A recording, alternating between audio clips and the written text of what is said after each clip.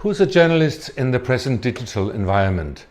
Well, 50 or even 20 years ago, it was more simple to answer that question, because a person with a professional camera would be a photographer, and a person writing newspaper articles or producing radio or TV was a journalist.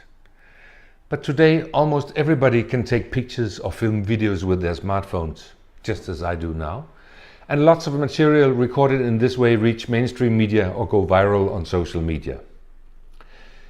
But in this day and age, does it really matter who's a journalist and who's not? Well, it actually does, because international conventions and legal practice as defined by the European Court of Human Rights and other courts give journalists certain privileges in connection with their job. Journalists have the right to protect their sources, like in the famous Watergate scandal, and the UN has passed resolutions calling for protection of journalists. So, who's a blogger or a citizen activist, and who's a journalist? Well, in fact, there are no fixed and generally accepted definitions.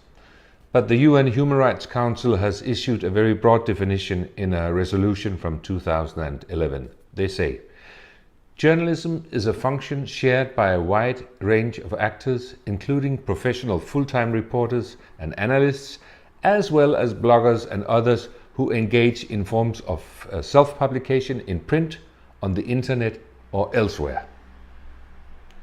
Well, with such broad definitions, we'll no doubt see many cases being tried at the courts in the years to come.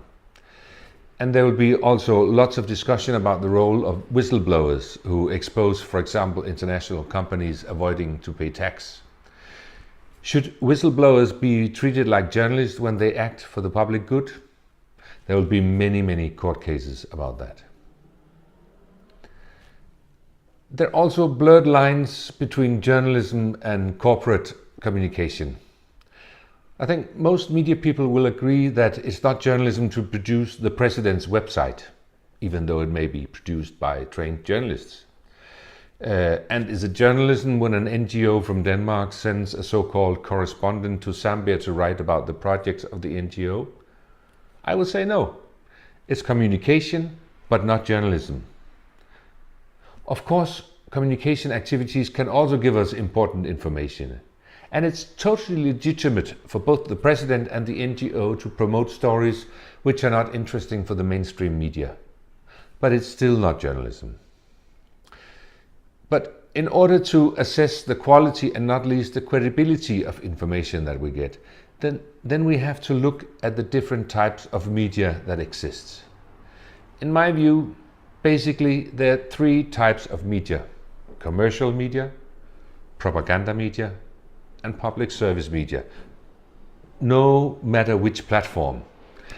We can find quality content in all three media types, but the underlying agendas are and will always be different.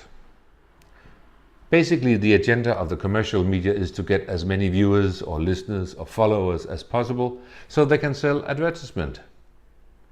And the propaganda media have as their agenda to serve their cause, whatever it may be. It may be Vladimir Putin's state media, it could be a website for the weapons lobby in the US, or a classical state TV as we see them still in many African countries.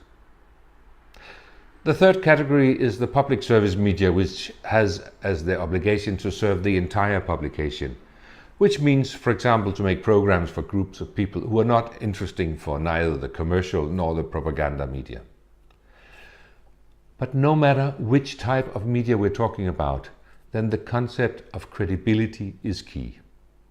A state TV station can of course still be very useful for the entire population and not only the president, if certain principles are being followed. And these principles should be written down in internal codes of conduct. But actually, in my opinion, they should also be the foundation for how media regulators assess the performance of the entire media sector.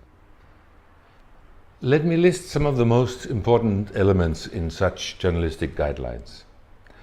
First of all, the media should check all facts as much as possible before publication. And there should be at least two independent sources when the issue is very sensitive. It could be military or political or whatever. Secondly, the sources of information should be shared with the audience. unless there's a special need to protect a whistleblower or other sources. But the general rule is to be open about who gave the information. When information from other media is used, the source should be quoted clearly. And very important, the media outlet should not knowingly produce false information or distort news or leave out any important information for political or other reasons. All coins have two sides, and so do most stories, and the media should report both sides as fairly, as impartial as possible. And talking about coins, I'm sure that you are familiar with the term envelope journalism, where journalists receive favors or cash for writing a particular story or a particular angle. This is a serious problem in many countries in Eastern and Southern Africa, and it's absolutely unethical. But I also recognize that it can only be reduced if journalists receive decent salaries. And in many countries, they simply can't survive on their regular pay, so they depend on the small brown envelopes. So this is a piece of advice to the editors. Pay your staff a decent salary if you don't want them to be corrupt. These principles become even more important during election campaigns. Politicians all over the world are trying to reduce politics to an issue of their opponents being stupid or corrupt or criminals. Just think of Trump's remarks about crooked Hillary. But if journalists follow the ethical guidelines, they can contribute to make election campaigns more fair. And journalists can contribute to make elections concentrate on real issues such as schools, hospitals, drinking water, jobs, and so on. Simply ask the candidates about how they will deal with these real issues instead of just quoting their remarks about their opponents. There's always a lot of pressure on journalists during election time, but the best self-defense is to focus on the real problems and real facts.